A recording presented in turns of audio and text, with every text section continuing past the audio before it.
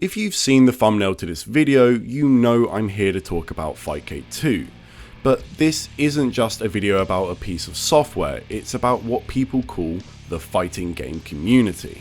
It's a term that has felt more and more irrelevant as the years pass by.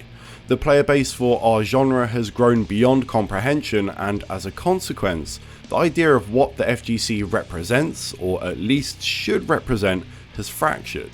From console versus cabinet to esports versus grassroots, every element of our scene has been analysed and debated to death. If we're being honest, all we've learnt through this discourse is we don't really agree on anything. What we've opted to do instead is create our own realities. The world has grown with the addition of online, so you can find like-minded people that play fighters all over the world now and form whatever community that appeals to you. It's up for discussion, but I don't think it's a bad thing that it's gone this way. What I'm certain of, however, is the term FGC and the implied unity that comes with it just isn't apt.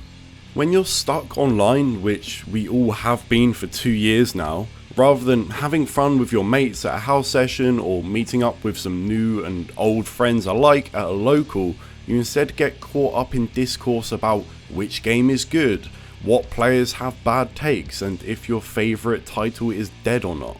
It's not enjoyable, and it often just boils down to people engagement farming. Let's be real, it at times can feel like the FGC is doing a better job of convincing people to not play fighters than any other group in the world. Where this diagnosis falters, in my eyes, if I'm being honest, is when I look at Fightcade 2. So, let's get into it. I grew up in the British countryside. I missed the heyday of Street Fighter 2 cabinets in chip shops, and even though it was at the tail end of arcades flush with dedicated players, I certainly wasn't exposed to that in my small village. But I was a games player, and with a burning desire to share that with others, I started to play Counter-Strike 1.6 online. I joined a team, met friends, and found community there. Unfortunately, however, after a while our 5th player left and we struggled to find a replacement, so in the meantime we played just about every other game. Guns, Quake Free, Warcraft Free, any game you could jump online and chat some good shit. It was in this time we stumbled across GGPO and more specifically Super Turbo. My teammate and one of my closest friends to this day proceeded to pick M Bison, spam slide and body me. Body me to the point where I ended up playing fighting games for the next decade just so I could be better than him. What I didn't realise at the time was just how lucky I was. Not just because it kickstarted a lifelong obsession with a genre, but because it happened on GGPO. Well, that and it saved me from a life of playing Dota. For those that weren't around for it, GGPO was software created by Tony Cannon that allowed you to play games emulated on Final Burn Alpha using their new form of netcode, rollback. I'm sure anyone watching this video knows what rollback is. If you don't, however, I'll link to some great videos below on the subject, but the TLDR is basically, it's the only way for online fighting games to be played over a large distance and still be competitive. If you think netcode is important now, it was even more vital in an era with a smaller scene and far worse internet.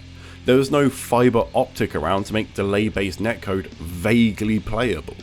GGPO was born out of frustration with games like Street Fighter 2 Hyper Fighting being released on the Xbox 360 with a completely unplayable online experience. This frustration and the subsequent desire to fix it, as to provide others with the tools to play, led to the netcode which all modern fighters use. Following GGPO and the network technology created with it, we started to see it appear in games like Super Street Fighter 2 HD Remix and the Marvel vs. Capcom 2 re-release, both made by Backbone Entertainment.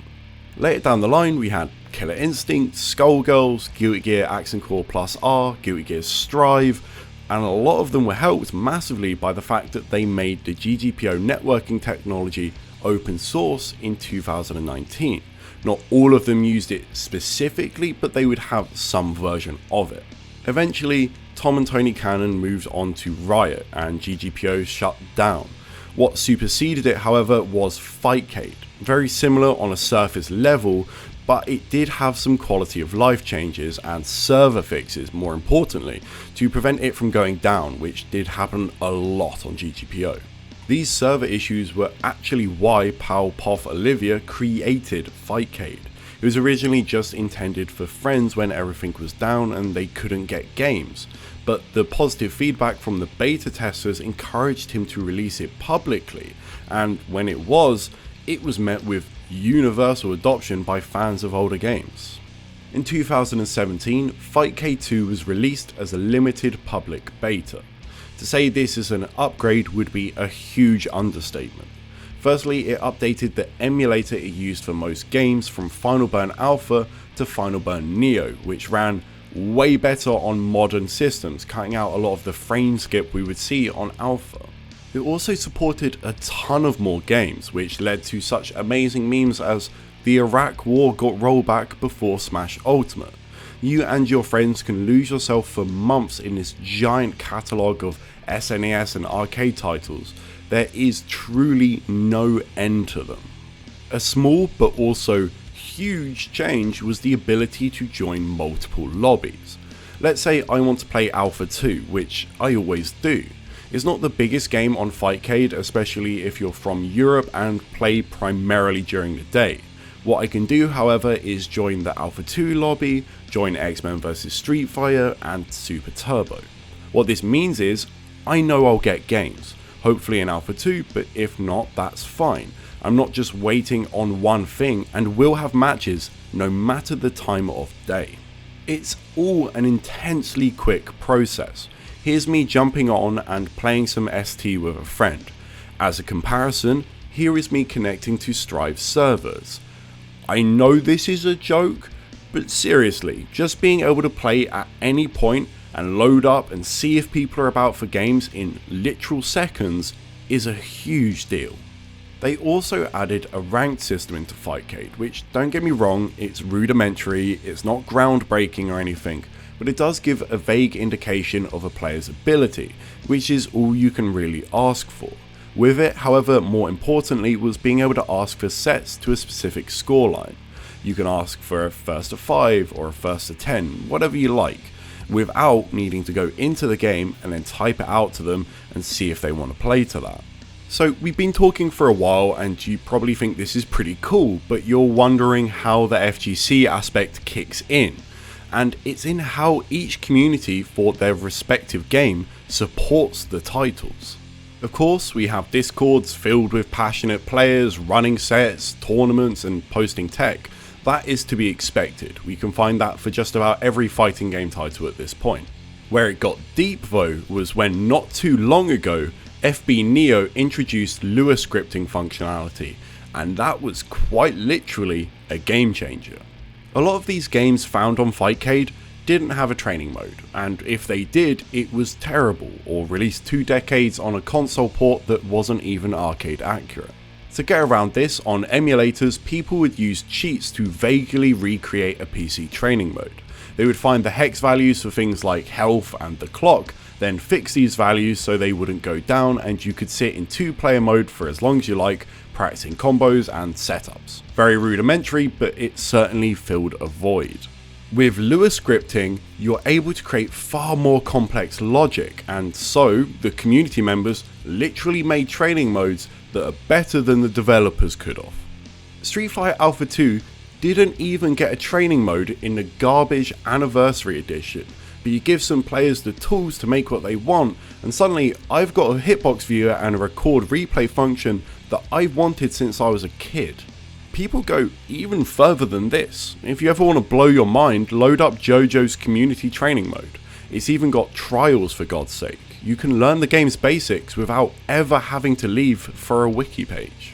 There were some training modes similar to this found in other emulators like MAME-RR, but now that this is all in one house under Fightcade 2 and the FB Neo emulator that comes with it, all of this stuff is far more accessible and less of a headache when setting up. Speaking of setup, Fightcade 2 is pretty easy and has only gotten easier. One of the difficulties found with GGPO and still with Fightcade 2 is you need to download ROMs. This software skirts very closely on legality, so they can't reasonably include the ROMs themselves, leaving you to scour the dark web to download a sick rom.exe and melt your PC. Then community members created a tool for Fightcade 2 that when you tried to play the game you didn't have a ROM for, it would automatically torrent it with no effort required. Now Fightcade is also supporting custom ROMs, games like Super Turbo New Legacy and Street Fighter 3 4th Strike, which are player-made modifications of original games with their own ideas and balance that can be found and played with ease. Some of these are legitimately competitive, and a future where patched versions of classic titles become mainstay is entirely possible. Fightcade 2 is still getting constant updates. New visual filters, network fixing, the ability to stop Wi-Fi players with 200 ping joining you, which is basically functionality every developer refuses to put into their game, and most importantly, we now have Flycast. Flycast is a Dreamcast emulator, and more importantly to us fighting game players, a Naomi emulator. What games are on Naomi? Capcom vs SNK 2, Marvel vs Capcom 2, Hokuto no Ken, and a ton of other absolute must-play classics. That's right, we now have Marvel vs Capcom 2 on PC with rollback. We don't even have to wait for Digital Eclipse to re-release the game and mess it up, because you know the community is always going to do a better job of supporting these old titles than Capcom ever will. All of this support from players is born from people not only wanting to improve their own experience playing a game, but create the tools for beginners to easily jump on board. That's ultimately what community is about, growth and supporting via a collective. My reservations for the term FGC have very much been a creation of the mandatory online era. The scene being fragmented has always been a thing. Friend groups of games players aren't a new occurrence. However, I always felt that that was remedied through offline local tournaments, especially when they had multiple games. People basically acted as signposts for the title they played, reading, "Isn't this sick? You should try it." The amount of times I've picked up a game just because I've seen people getting hype over it is ridiculous at this point. And while the "my game's great, your game's terrible" shit we're plagued with on Twitter at the moment has always existed, it was at events that all this got ignored and people came together through a love of the genre. And intentionally or not, this was a major part of our growth, and that does parallel with Fightcade 2. All the efforts people have made to create tournaments, patches, training mode scripts and everything else might be selfish in the sense they're doing it with the primary intention of evolving the game they care about, but because it's under the Fightcade 2 roof, it feels far more unifying. It's very similar to if I go to a local and decide to run an ST tournament and a bunch of people show up. Sure, it helps ST the most, but will by default expand that local event. This is something that I do feel has been missing through these last 2 lockdown years. People who got into Granblue Versus had to either be following someone who plays the game or already be interested before release. You can't accidentally stumble across a Twitch stream running a top 8 then get invested. In the same way that if I hear people yelling at a venue watching a grand finals of a title I don't play, I might start. Fightcade feels like that venue. When you log on and see 100+ people playing JoJo's basically any time of the day, it's going to pique your interest, and following that with some of the most comprehensive resources for learning possible being pinned to the top of the lobby header, it functions as a pipeline to get you involved.